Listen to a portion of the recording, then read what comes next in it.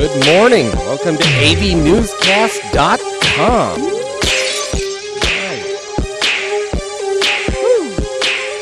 There we are. Caught you up. I got one. Okay, much better. Yes. The number one news talk radio program in the Antelope Valley. Mm-hmm. The day before 4th of July. You got any big plans? No. No. No. What do you mean? What do you mean? What do I mean? You're not No. gonna No. stay I'm in town and just gonna hole up and Yeah, No. I think so. oh I think so. Yeah. Well, you know, the dog doesn't like fireworks. He's gonna get all No. freaked out. You know, so Well, I it's got not as close as it used to be in Palmdale though. Woo! Well, there was something. Oh, Might I be wish. time for new cable on that, huh? There Yeah, we go. maybe something. There we Okay, go. that's Much better. better. Very interesting. You know, this Brian Stowe case. Oh, Okay. Everybody, I'm sure, remembers that he was the person that was attacked at Dodger Stadium back in 2011. brutally. Brutally attacked by two punks who are now in prison. But, you know, this is where, and we've talked about jurors all the time, I think now that jurors should be given an IQ test. Absolutely. Okay. I'm still 100% for professional jurors. I think we should have retired doctors, lawyers, police officers, just educators, people that, you know, you gotta have a certain level of intelligence in order to do this kind of thing. If Frank McCourt still owned the Dodgers today, they would have probably settled this out because it would have just been very, very bad for bad PR for the Dodgers. Right. Okay? But he doesn't. All right? So, you know, the current Dodger owners, Magic Johnson and company, you know, they've got nothing to do with what happened to Brian Stowe. That's old GM. Right. Clearly, the guy, he almost died. Okay? Yeah, it probably would have been more merciful had he. And the question comes down to whether the Dodgers and Frank McCourt were negligent in providing adequate security. It's already been established that the night of the game, that 150 security officers didn't show up for work. Okay? They were short 150 officers. Out of how many? 370. Okay? Wow, almost half. Right. Bad. Well, in every section, in every row throughout Dodger Stadium, there is supposed to be a security officer in every single section. Then all over, and then outside on the grounds. All right, so the jurors, they've been deliberating now for almost 5 days. And yesterday, the jurors come out and announce to the judge that they are deadlocked. Well, I'm sure they got into 5 or 6 of the questions, right? That they're at least worked their way through that, right? Well, they're having a problem, okay? They went back there with about 9 questions, right? And they couldn't reach a unanimous answer on any of them. Yeah, they can get past the first one. And the first one is the most important, okay? And the judge sent them back there with a jury questionnaire form, okay? Right. And they have to fill this out. And they have to answer every single question. So when they came back to the judge yesterday and said, we cannot reach a unanimous verdict, we can't answer any one question, the judge said, is there anything I can do to help you? And the answer was no. In fact, everyone was silent. Is there anything that you can tell me to do to help you? No. The judge says, okay, I want to send you, you're going to go back in and you guys got to go figure this out. Yeah. Try to do what you have to do. Later on, the jury comes out and they ask the judge a question. And the question is, do we have to answer the questions? Can we talk about anything out of order on that jury questionnaire form? And the judge says yes. But when it comes time to a verdict, you must answer the questions in order. Okay? That's what's very important. And the very first question is, were the Dodgers and Frank McCourt negligent in providing adequate security? All right? Mm-hmm. The first question isn't, how much money should Brian Stowe receive? Okay? They can handle that one. Now, of course, I'm armchair quarterbacking here. I haven't been there for all the information and everything, but how can you, just from what I picked up, how can you not come to that conclusion? They were, the people that attacked Brian were rowdy throughout the whole thing. And people had complained about that, and nobody came to eject them from the game. In fact, they said if they had ejected them from the game, they'd just get madder and wait in the parking lot. Right. So it's like, don't do anything then. And it was established that the two guys that beat him up and almost killed him should have been ejected from the game. Right. But Dodgers didn't have adequate security, so nobody was watching that section. And okay, shouldn't that be enough to answer that question? You would think so. This is where an IQ test would be helpful. So again, question number one is, were the Dodgers and Frank McCourt negligent? Mm-hmm. They can't get past that. All right? It's a civil trial. It's not a criminal trial. There's 12 people on the jury. Mm-hmm. They need to get 9.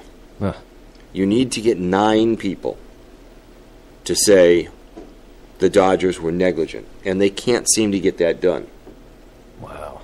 And if they can't get it done, and if they can't come to a unanimous answer on that one, I wonder how far off they are, if they're like 50-50 or...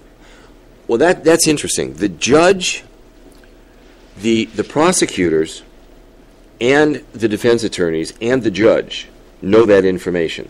Oh. And they also know the answers to every single question, which the judge is not releasing.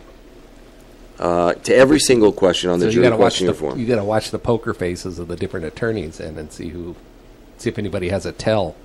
Yeah. Now, if they're back in and it looks like maybe they're making some progress, but if they can't answer that one question, Brian Stowe is getting no money. Zero money. His family's already, $4 million in debt? Yes. Yes. With no prospects of getting any more money in the future to cover all his needs. And, at the end of the day, Frank McCourt's not going to be out any money. His insurance company, is going to have to pay out. And that was one of the things with this trial. The jurors were never to know and could never know that insurance would be paying this money. Why? Because if it's insurance, then they're going to react. Okay, whatever. Yeah, totally different, okay? So that had to be excluded from this case. Jury could never know. Even the talk of insurance was never allowed. Wow. So they're back in, and we have to wait and see. They should have to go through the 4th of July weekend. If they can't, they should put them in that hotel where that girl turned to soup in the water tank and just make them stay there through the weekend. Do you remember that? Yeah. Yeah, I do remember that. Well, we're going to have to wait and see what happens with this. I would, it would be just like with what's going on with General Motors, okay? And almost 20 people lost their lives, and GM's not writing anybody a check. Yeah, that's the old GM. Yeah, that's why I said the McCourt team was the old GM. This is the old Dodgers. Yeah. And it's the insurance company that is saying, fight this all the way, because we don't want to pay out. Oh, yeah, of course they don't. Okay? They don't make money by writing checks. Right, and here is a guy that cannot survive without getting proper medical care. There's no way he can afford. He can't turn over at night. He can't scratch an itch if he has one. There's nothing. No, and he has been in court. The jurors have seen him. Oh.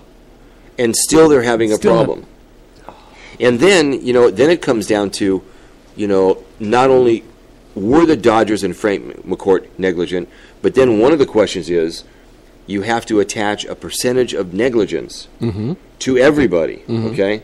So say they came up with a dollar figure of, let's just say, $40 million, all right?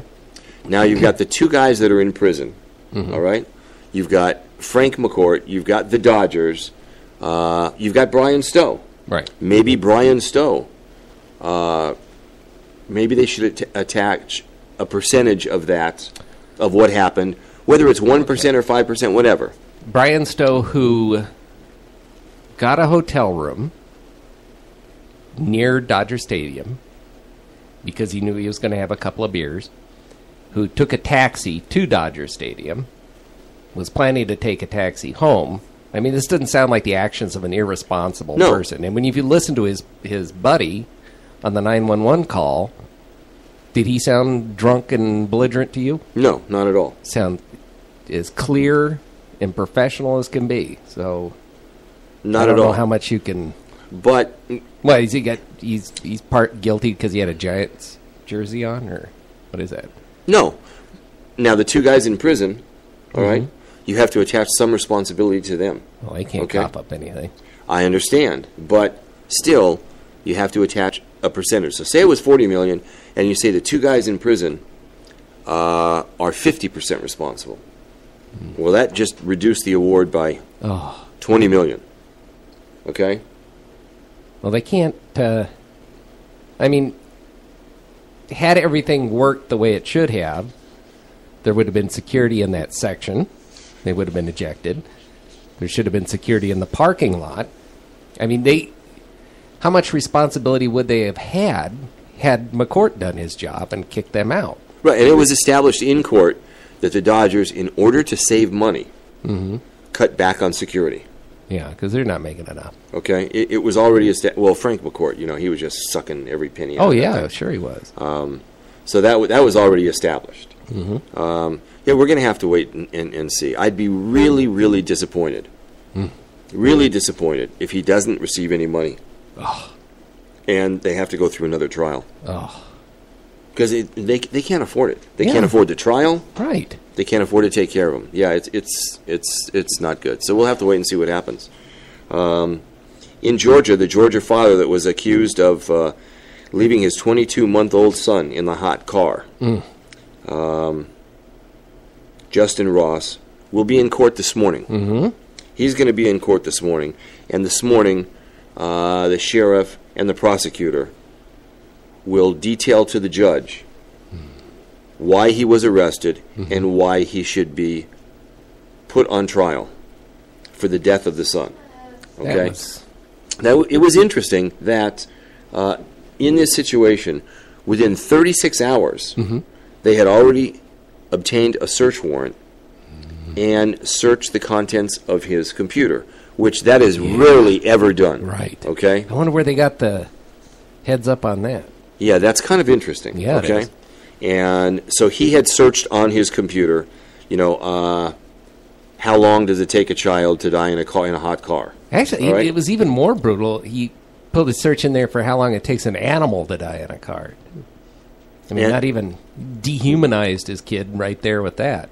Right. And then it was found that his wife also, at home, on her computer, okay, had been searching the same things. Why can't you just turn the kid to the fire department? Now, what's really important in those searches is if those searches were within 24, 48 hours of the child's death, it's not coincidence. It becomes a critical point of evidence. That's a premeditation. If they're 3 months old. Conspiracy. No, if they're 3 months old, could be a concerned parent. I hear you. Yeah. I understand, okay? But it's very arguable in court. And a lot of prosecutors are saying, if it's that old, it's not going to hold as much merit. The Sheriff's Department has other information that they haven't released to the public that will come out today. Ooh. All right? The Sheriff's Department is very positive that what they're doing is right, and very positive that the evidence will show that this was intentional. I can't fathom it. Well, the murder charge originally that they had against that they had charged him with, the Sheriff's Department did reduce it from first to second degree. First degree child cruelty requires intent. Second degree charge is reckless behavior. Negligent. Okay? Yeah. They want to make certain that he goes to prison. All right? So they want to cover their T's. But he'll be in court, and it's going to be very interesting to find out what the other information is. Oh, All right. I am. It's been redacted from everything, but it will come out and be public today. We're without Angelina today, Yes. who is on a plane traveling to New Orleans. Oh. She's going. Actually, well, I love that area, but New Orleans itself I wasn't too crazy about. But I always enjoyed it. yeah? Yeah. Well, I didn't get it. I would have skulked around the cemeteries if I had my druthers, but at least I got to the Voodoo Museum. I took the kids there. But, Well, I never did that. No. No, I went with my dad a couple of times. And, no, and, I mean and loved it. we went to the French Quarter, and it's in, two 40-year-old parents and two 11-year-old kids. What is there to do in the French Quarter? Nothing. Yeah, see, I was around 20. Yeah, I had a good time. There's a different experience. Yeah. Yeah, we had a beignet, went to the Voodoo Museum, and got in the car and left. Yeah. Well, she's at the Jazz Festival. Which, I hate jazz. Really? Oh, You don't like jazz. Oh, no. You don't like sports. nope. Don't like the Beatles. Don't like any music between 1949 and 1979. Wow. Yeah. Wow. Hey, there's a restaurant, and you're going to love this one. Ooh. There's a restaurant in Colorado. Uh-huh. It's in the city of Rifle, Colorado. Rifle. I'm already liking it. It's called Shooters. Yeah. Have you heard about it? No. No? Uh-uh. Okay, it's in a western town, so obviously Right, everybody's dressed, like cowboy and cowgirl, right? Uh-huh. All the waitresses are all strapped with guns. Nice. That's the only thing better than Tilted Kilt. From Glocks to the Dirty Harry 44 Magnum. I mean, Nice. everything. Every waitress. Bet that place doesn't get robbed. No, they don't get robbed. And it's very popular. And Yeah. they do this to encourage everyone to come into the restaurant. And this way they can express their feelings and get behind their Second Amendment rights. Yeah. If they want to come in and pray over their food, do it. Bring your gun. Do whatever you Nice. want to do. That's a Jeff kind of place. Yeah, it's a very, very popular place. Yeah. It's been all over the news lately. Uh-huh. The town in the last 20 years, 20 years, has only had one gun incident Yeah. in 20 years. Oh, Okay?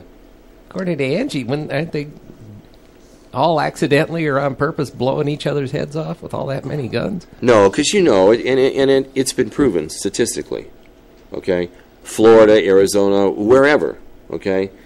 If the gun laws allow the citizens to protect themselves, crime goes down. No, it's all little kids The, shooting each other and stuff. They're about 200 miles west of Denver. And the county sheriff there says, there's a very big misconception that when there's a crime that's going to happen, then you call the sheriff and we show up in 9 seconds. Well, we can't show up in 9 seconds. No. Okay? I have one officer per 1,000 residents. Yeah. Okay? So we can't be everywhere. So it's nice when citizens can defend themselves. It sure eases the burden on them because there's no incentive to go into that town and mess with anybody. No. I bet the waitresses get great tips, too. you'd be afraid not to tip them. Now, are they dressed like Tilted Kilt gals? No. With the- No, they're dressed Like it's Western. Like what's her name from the Tomb Raider? What's her name? Laura Croft. I could see that with the gun strapped on the hip and No. That's what we need. No, you're fantasizing. Ew. No, cowboy boots, jeans, Oh, okay. plaid shirt, Western belt, and Yeah. a 6-shooter. Nice. Yeah, it's actually pretty cool. Yeah, it is. Yesterday, we're gonna reach out to a guest in a little bit. Yes, we aren't are. Yes, we are. Yeah, we're gonna do that. Yesterday, sad story. A Cal State University Northridge student died in the Angeles National Forest from heat exposure and heat exhaustion. He went up there with a bunch of people from his fraternity. I hear fraternity and I think booze. So Had no water. Apparently was barefoot. what? What is this barefoot in the Apparently was wilderness barefoot. stuff? Was it a hazing thing or? Well, that's what it's starting to look like. Okay. and the parents are very upset. Okay, they just lost what they say it was the shining light of the whole family. They didn't know that he was going on any hazing, but he has been hazed before by this fraternity. I can't understand why anybody would want to. If somebody treated me like that, there's no way I'd want to be with that. That's not somebody I'd want to bond with. Right. And if it was hazing, now here you've got a case of negligent homicide. Right, at least. Okay, which sucks. He was barefoot. He had no water, no cell phone. He went missing. Somebody called the sheriff's department, the fire department, and they came to look, and they spotted him. Rushed him to the hospital, but unfortunately he was dead. What the hell's the matter with people? Cal State Northridge is cooperating, of course, with the investigation. They've suspended the fraternity, Pi Kappa Phi, pending the outcome of the investigation. And this is awful. Yeah. He loses his life. I never could understand that whole Greek system anyway. I'd never want to be part of a fraternity. Why? Because you can't? No, I'm not like that. When I was in the Navy, I couldn't stand being in the barracks. The barracks was like a big frat house, all drunk and watching sports and yelling. You guys can have booze in the barracks? Oh, yeah.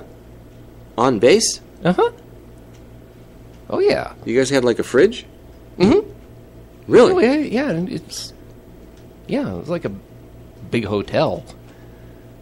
On base? Oh, yeah. Oh, there was tons of booze in there. I never would have thought the whole place reeked of beer farts. I never would have thought that they allow... Oh, yeah. Really? Yeah, you're off duty, you know. But you're in barracks.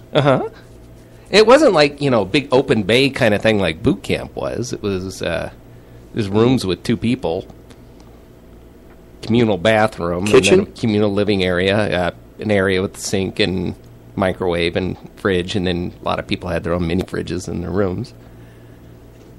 Oh, I never even thought about that. Oh, man, it was horrible. So loud. And I never could stand that. Even when I was the age to be in that kind of thing, I couldn't stand it. I was always gone. Well, that's why I rented that storage shed and lived in that thing. It was better than living in the barracks until I got an apartment. Lived in a 6x9 storage shed. You did? Yep. Over in one of those you rent places. And I'd jump the fence in the morning and go over to the Chevron and stand on my shoes and bird bath and go up and do my thing. Couldn't stand it. It was one of those storage sheds? Yeah, one of those storage lockers. Really? Yeah. You had a mattress in there? No, I had it had cinder block walls that didn't quite go up to the roof. It was like a big steel building. And then, so I put a C-clamp, kitty corner, across there, and I put a hammock between it. And then I had a single light, so I screwed in one of those little Y things and put a light bulb on one side and screw in a outlet thing on the other, and then ran it down to an outlet strip on the floor, and I had my stereo, and yeah. And this was by choice? Well, I loved it. Wow. So I had some peace and quiet. Wow. And my rent was $50 a month. See, that gives you a little insight into what goes on up in there. Oh, I love it. Okay. Yep. Wow. You know the farmers market on the boulevard? Very familiar. No, I'm not going to grab that one. Okay. You know the farmers market on the boulevard, and then in Palmdale, they've got Thursday night at the square. In Los Angeles, they're having a farmers market this weekend, first ever. Oh. Okay. It's a marijuana farmers market. Open air. It's still illegal, right? Yes and no. Yes and no.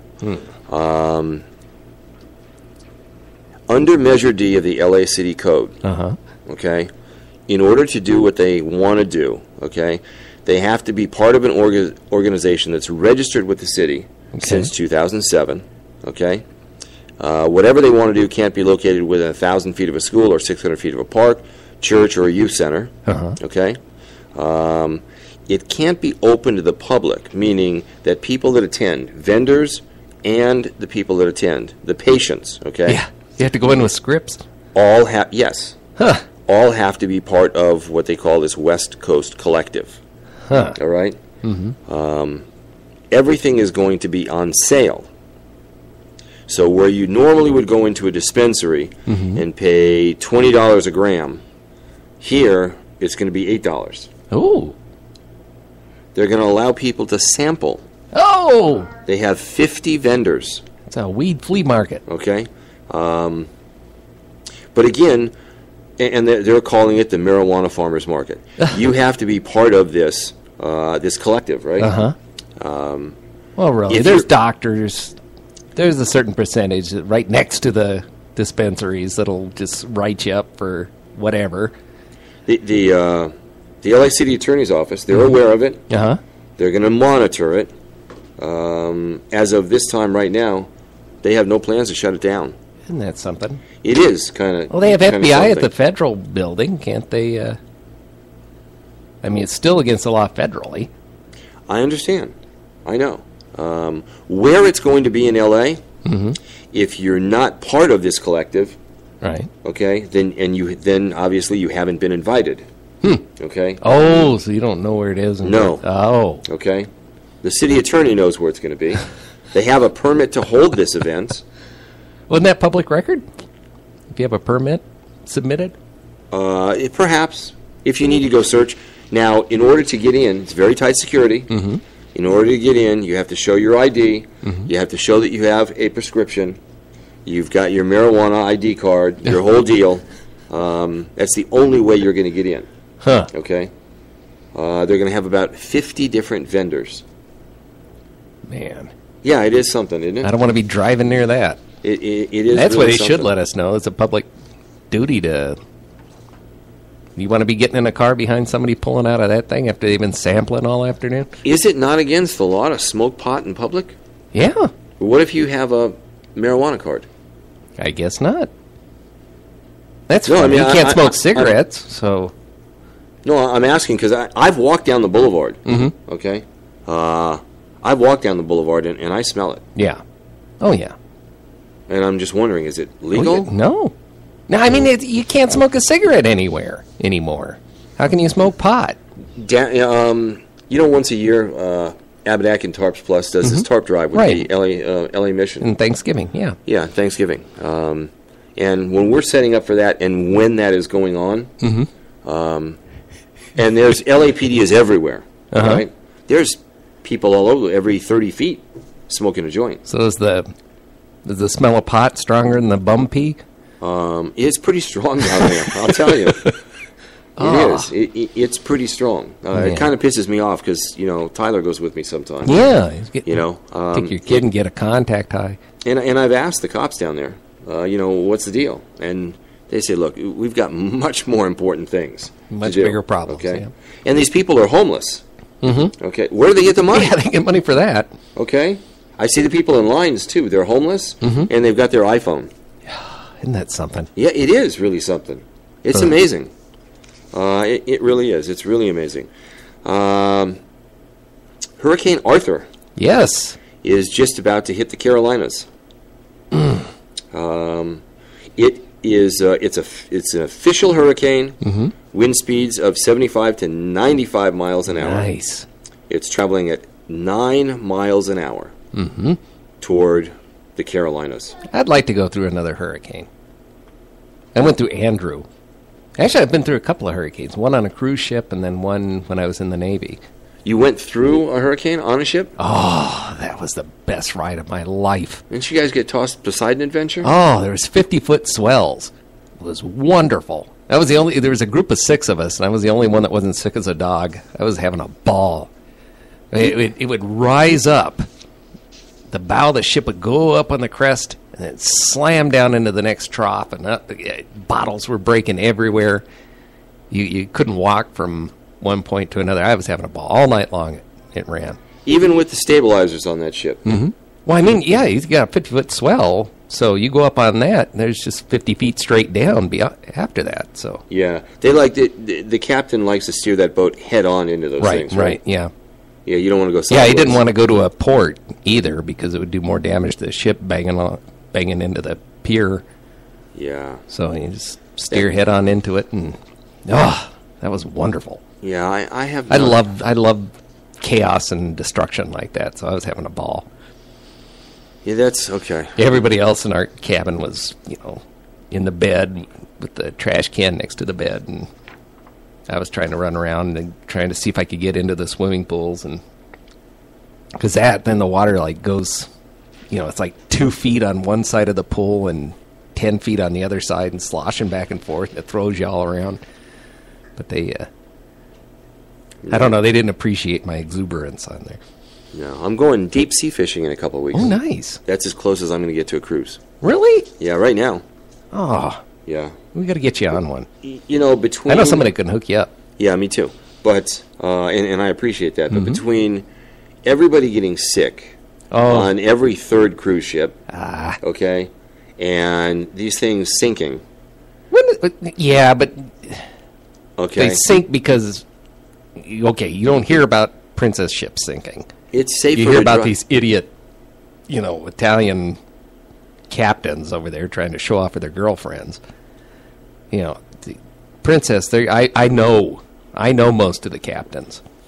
They're not morons like these guys you hear about. No, but they've had food poisoning stuff, haven't they? Oh, well, you get that norovirus every now and then, but they've got measures for that. That's terrible. Oh yeah, it's not like this going to happen. No, we've been on one where they suspected there might be an outbreak, and at that point, the waiters and waitresses will salt your food for you. I mean, just you use every 6 feet there's a thing of hand sanitizer. You just use that, and you're okay. No, I don't want to do that. We should. I know you're germ phobia, though. Yeah, I'm very weird when it comes to that. That's true. That's true. I am. Yeah, that food. I've got a lot of chlorine in the pool. Just jump in there and. Yeah, I don't like people even to breathe on my food. It pisses me off. Yeah, I know. That's terrible. What we should do is we should take a break. All and right. Come back. Then we'll reach out to our guest at the same time. Sounds good. Can we? Oh, you know what I forgot to mention before we take a break? Yeah. AVNewsCast is now in the iTunes store. Yes. All right. Woohoo! So check us out. Podcast. Yeah, check us out in the iTunes. A lot of store. episodes in there. So yeah. Very cool. Good work, Jeff. Thank All right, you. we're going to take a break. You're listening to the #1 news talk radio program in the Antelope Valley, and we'll be back in 2 minutes. Chronic Beats.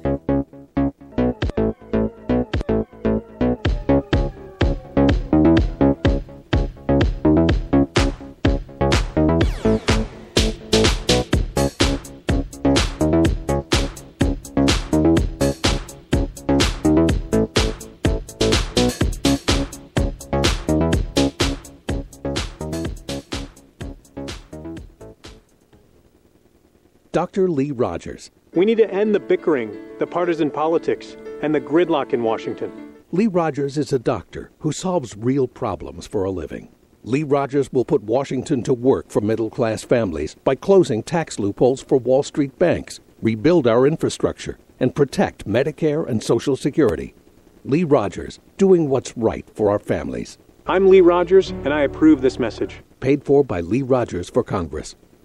Hi, I'm J.D. Kennedy, a Marine Corps veteran with 3 deployments to Iraq, and I'm running for State Assembly. I served as Congressman McKeon's Veteran Affairs Representative, and I'm a member of Operation All the Way Home, board member of the Boys and Girls Club, and I'm the president of LA County Air Show. As your Assemblyman, I'll fight to create jobs in our community and keep criminals off our streets. Our problems can be fixed with simple, common sense answers, but we need new leadership in Sacramento. My name is J.D. Kennedy. I fought for you 3 times in Iraq. Vote for me on June 3rd. Send me to Sacramento. I'll fight for you there. Visit my website, kennedyforassembly.com, and follow me on Facebook.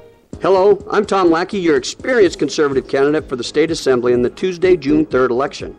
As a retired Highway Patrol Sergeant and Antelope Valley resident since 1996, I served as a school board and city council member for 14 years. As your Assembly representative, I'll stand up for our shared values. The record shows I work to solve problems, not create them. With your help on June 3rd, we can break the far-left supermajority in Sacramento and stop the bleeding of our jobs. I'm Tom Lackey, your experienced candidate.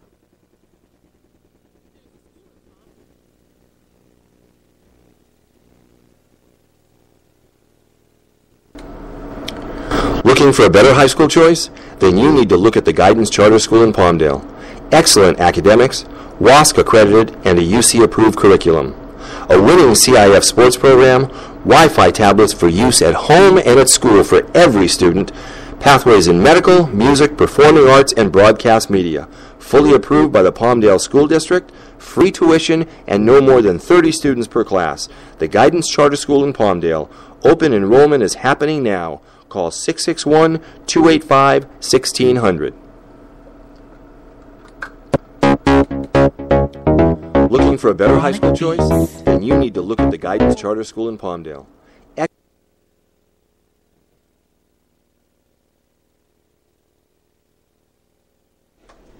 Oops. Okay. Technical. Okay, there we go. Oh, I gotta move. Oh, there we go. There you go. Okay. I like this seat better anyway. You do? Yeah, I do. It's a nice shot, too. Yeah, I'm moving her permanently. Yeah, good. Okay? To the other seat. But there's, you don't want to get her bad side. Well, that's okay. Yeah, I'm going to move her. Okay, we're going to reach out to, let's see if I can get her on the line. Yeah. Jeannie? Is that it? Yes, Moran. Mm-hmm. Jeannie Moran. Well, let's see what we could do here. Let's see how this works. Yeah. There we go.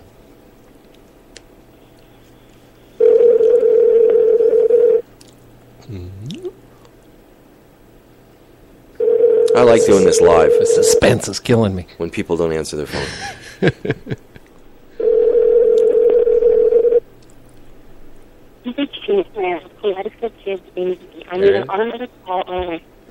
Oh, well. Okay. Okay, well, we gave it a try. We did. Do you remember, and we'll see, maybe she'll call back in, I don't know. Do you remember about a year and a half ago, we talked about a school, it was a high school up north. Okay. And it was, I think it was Cinco de Mayo Day. Uh-oh. Okay. Yeah. You remember that with the flag? Mm-hmm. Okay. Just the other day in Texas, okay, in Houston. Houston, we've got the World Cup soccer matches that are going on, okay? Mm-hmm. But they host international games. And it was a game, it was Honduras versus Israel. Okay.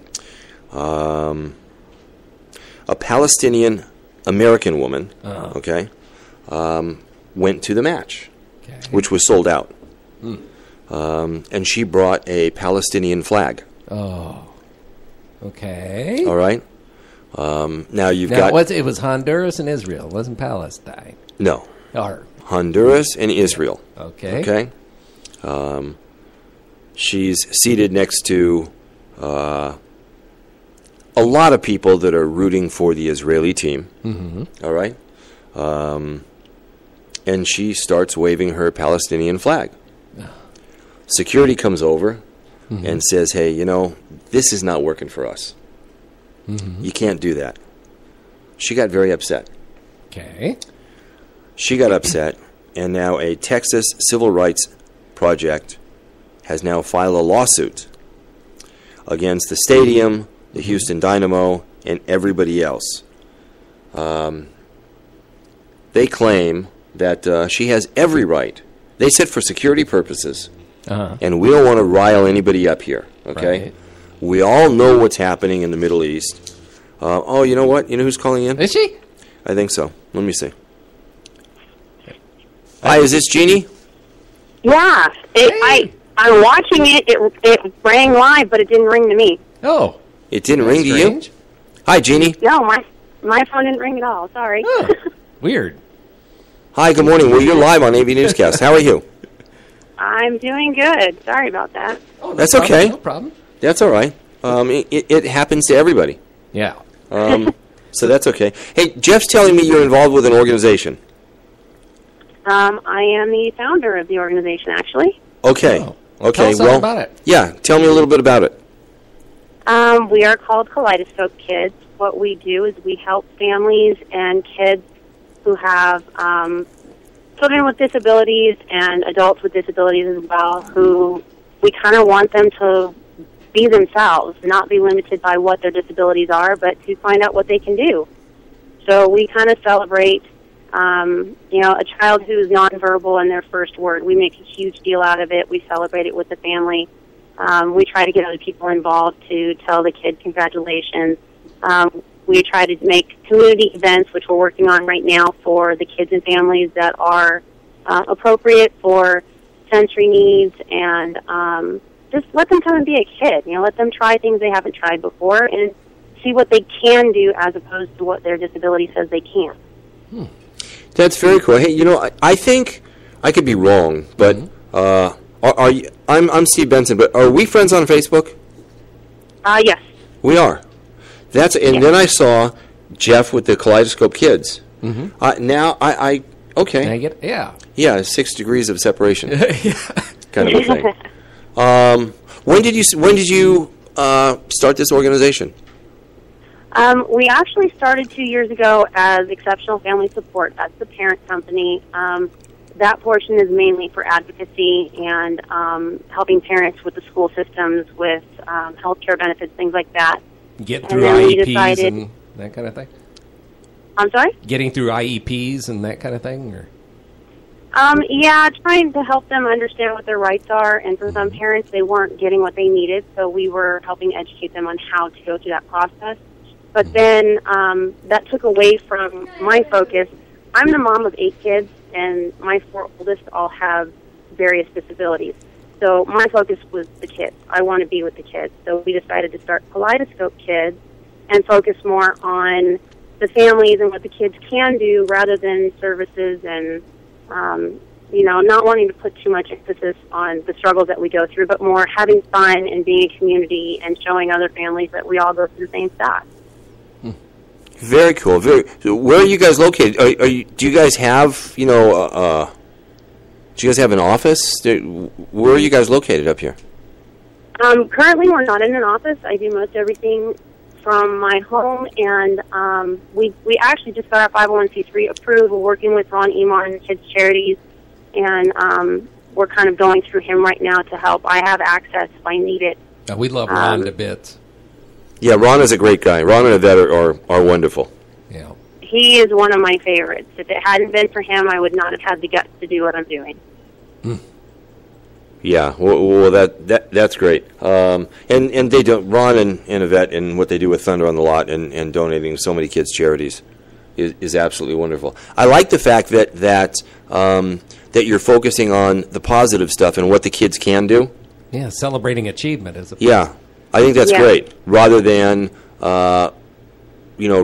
putting so much effort on some of the difficulties. Yeah, we're trying to focus more on a disability as a challenge, not a limitation. There are things they can do. There's equipment that we can get. We have one young man named Trevor I absolutely love. He's in a wheelchair, and he's 30. He didn't speak until 4 years ago when they got him a little box that talks for him. Wow. And he has the greatest sense of humor. It cracks me up. But we would have never gotten to that without him getting the proper equipment. So, there's a lot of things that people just don't realize. Wow. And it was just him having the equipment made it possible for him to talk? Oh, yeah. He does theater performances. His mom programs all of his lines into his machine, and then he has to memorize when he's supposed to do them. Wow. So, everything is there, but a lot of times, socially, we've been taught growing up, and thankfully my kids are learning the opposite now, is they see a wheelchair, or a child who doesn't speak or has a disability, and they're scared of it. Mm-hmm. They don't know what to do with it. They don't know how to respond. But when they find out, he can perform, or my son who has autism and he's hard of hearing was able to play baseball. He's not as good as the other guys, but he could cheer everybody on no matter what they did. And that's what everybody fell in love with, was the fact that he's social. He wants to be part of what you're doing. He just doesn't know how. Right. Well, the proudest I've ever been of my son when we first went to the it was West Wind elementary school. He instead of going out and playing basketball and stuff, he had a friend that was in a chair with cerebral palsy, and he would sit with her at recess, and they'd read together, and they were teammates in class and worked together on projects. And he was that's the proudest I've ever been. For he just just loved her, and just it was wonderful. I mean, everyone else was off doing their own thing, and I couldn't have been more proud. Exactly. That's what we're trying to get across to people is, my three oldest have autism to various degrees, and we have a lot of other things that go on in there too. But we're noticing with our own kids being around it, they walk up to someone like Trevor, and it's normal. There's nothing different. It's, hi, how are you? And they have a conversation with him. Can I get you anything? My daughter's had him at a little fundraiser we had at a coffee house here about a week or so ago, and they were helping him color on our banner and on a piece of paper and write his name and having a ball, and he loved it. Wow. Absolutely loves it. Jeannie, if there are some parents listening right now that want to contact you, how do they do that? Do you have a website? The website is currently being built. They can reach me by phone, which is 661-974-1107. And then we also have an email set up right now that is kkids.av@gmail.com. Website should be up within the next week. We've just had so much going on with the fundraiser coming up that I just haven't been able to finalize everything yet. Well, keep me posted when it is up. I'll get a link up there. Oh, absolutely. I appreciate it. Mm-hmm. Yeah, we will. Absolutely. I love what you're doing. It's great, Jeannie. Now, you have an event coming up, correct? We do, actually. We have our first inaugural... Thank you for not saying first annual, too, please. Oh, it is. It is. That makes me crazy. I want to make sure... I mean, Ron's a great guy. He's really helping us out. Harley and Kids Charities is helping us with this.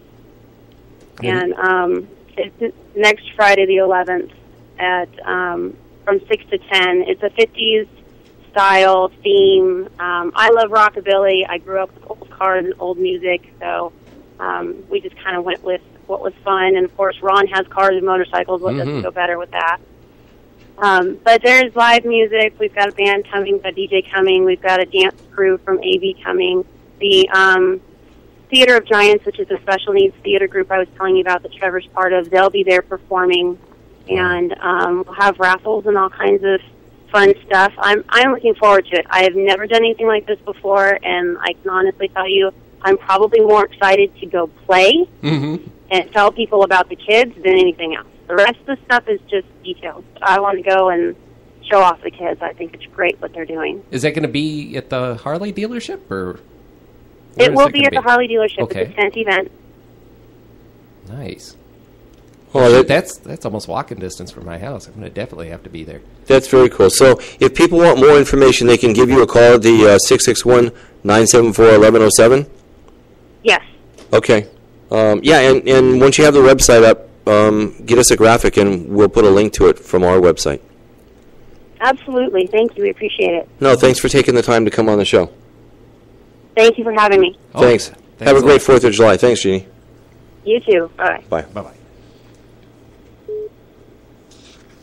Very nice. I like the fact that she's focusing on the positive stuff. I do, too. That's what got me. That was the hook that got me all worked up. Yeah, I like that. That's very cool. Hey, do you remember? Did you see the soccer game between the United States and Belgium, which just a couple days ago, which kicked the U.S. out because we lost 2-1? You know who you're talking to. Okay.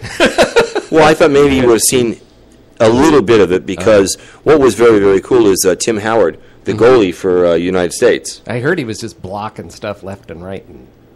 16 saves. Wow. Okay. 16 saves. Got a phone call from the Secretary of Defense as a joke afterwards. Okay. And Hagel was telling him, you could come save America too. There you go. When we met up with Cindy at the Tilted Kilt, I tried. They had it was funny. They have like 2,000 TV sets in there, and everything was set. I asked the waitress when she was seating us if she could put on the World Cup, and she just stared at me. Yeah. But I tried. I sat there and I looked at it. I tried to see what all the fuss was about, and it was just a whole lot of nothing. Just running around. I couldn't do it. It was horrible. It was painful for me. I can watch a little bit of it for that. I can watch a little bit of it, but not that much. But yeah, so he made 16 amazing saves. I mean, it made baseball look thrilling.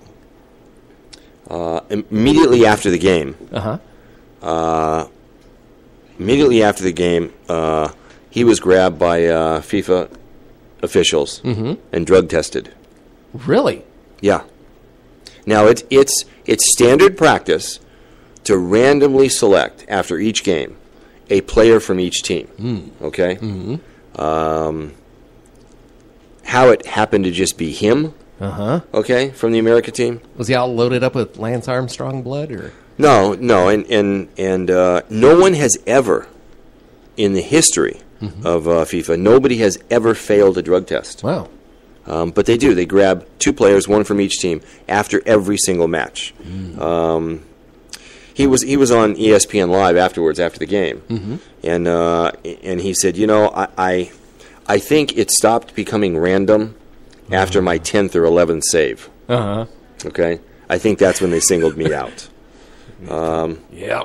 Yeah, I thought that was interesting that they grabbed 2 players. What bothers me Right after. really just on a level I can't quite put my finger on, but it really grates my nerves. I was looking at the logo for FIFA. It's made of a bunch of hands. Okay? Yeah. In a sport where you're not supposed to use hands. Why didn't they make it out of a bunch of feet or a bunch of cleats? Or I mean, well, it's the all goalie, but the goalie can, but that's the only yeah. one. I mean, that's one of the whole big points about soccer is you're not supposed to use your hands, and then they make a logo out of hands. Well, okay. It bothers me for some reason. Like when somebody says ATM machine or PIN number or VIN number, drives me crazy. Well, what's wrong with PIN number? Because it's your personal information number.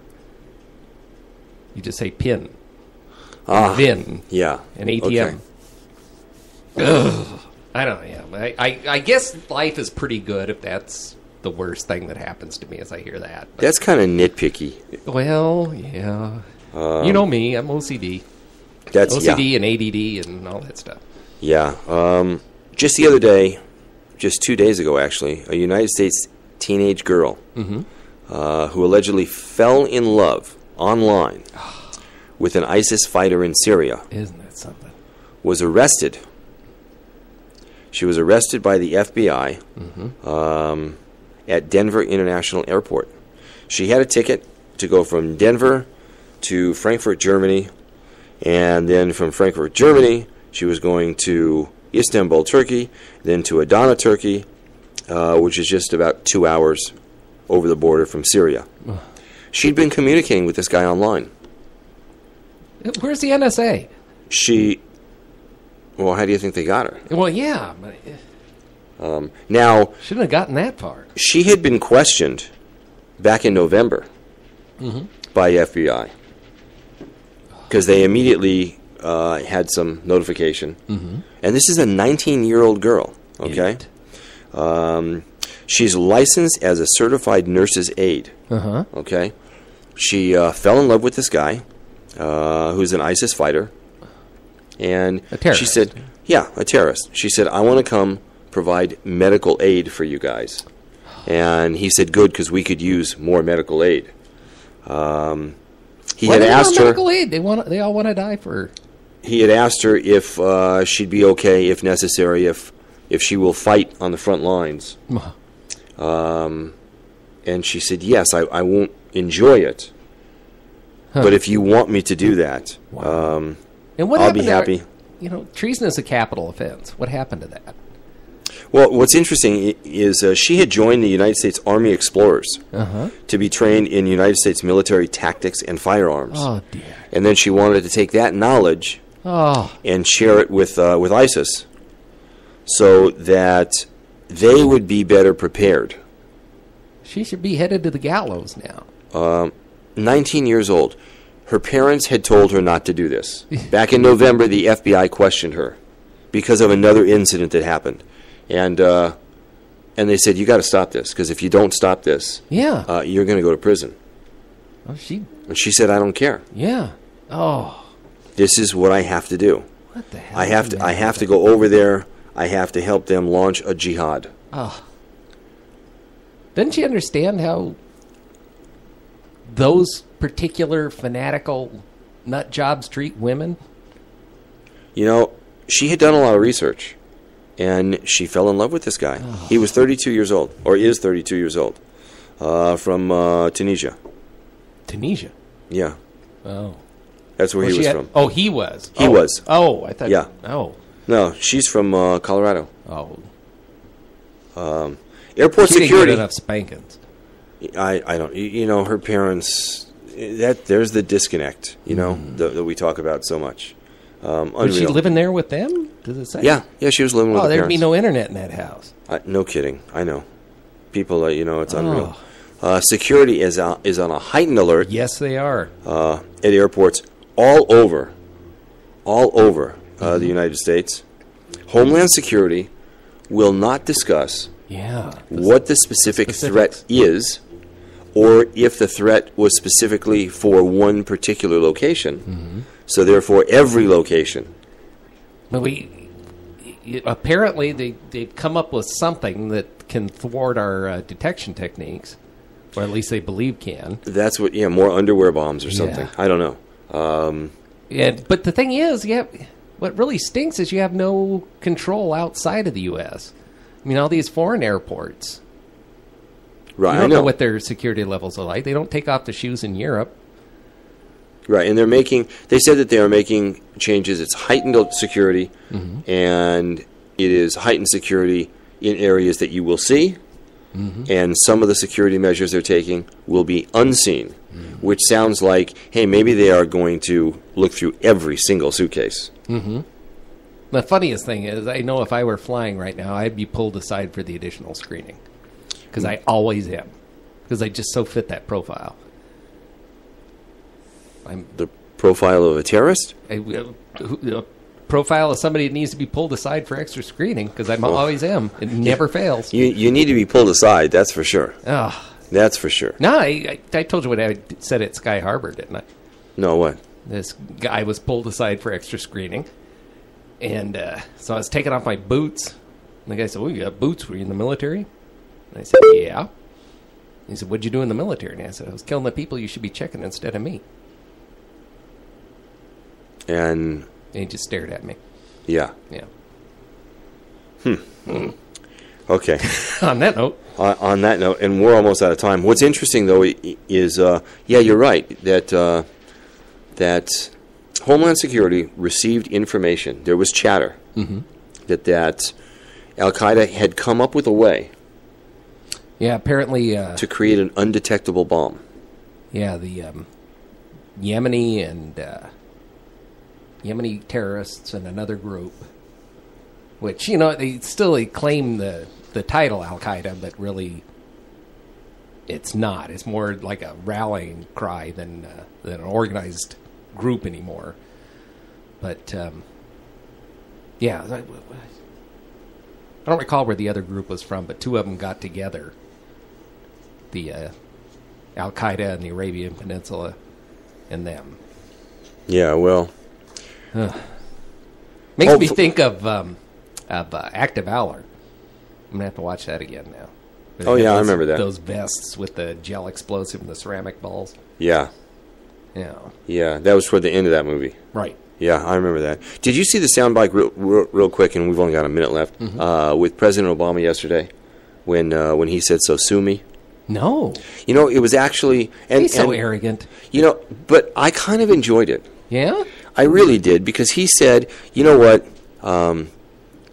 Congress won't do anything, so at least I will take a position to do something. And if you don't like it, sue me. I don't care. But did he... I kind of liked it. Did he watch Schoolhouse Rock when he was a kid? I don't know. And understand that there's a legislative branch that makes laws, there's a judicial branch that tells that the laws are legal, and then there's the executive branch who acts out the laws. Okay, there's 3 different branches of government that do a specific thing. Right? Right, but when he doesn't get his way, he just does it by executive order. Then that makes a dictator out of somebody, doesn't it? That's way too much power for one person to have. And the Supreme Court ruled that his appointment that he had made was done... A recess appointment. Yeah, was done wrong. It didn't reverse anything, though. It was just wrong. That's all. So what's the point of that? Yeah, I know.